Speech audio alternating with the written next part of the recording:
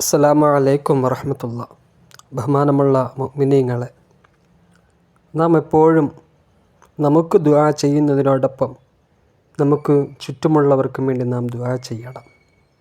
അല്ലാഹുമ്മ ഗ്ഫിർ ലിൽ മുഅ്മിനീന വൽ മുഅ്മിനാത്ത് വൽ മുസ്ലിമീന വൽ മുസ്ലിമാത്ത്. എല്ലാവർക്കും വേണ്ടി ആത്മാർത്ഥമായിട്ട് ദുആ ചെയ്യുക.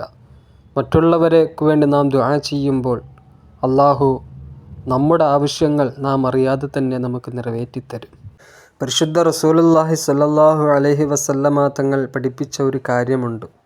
അദ്ദുആഉ സിലാഹുൽ മുഅ്മിനീൻ. ദുആ, പ്രാർത്ഥന മുഅ്മിനീങ്ങളുടെ ഒരു ആയുധമാണ്.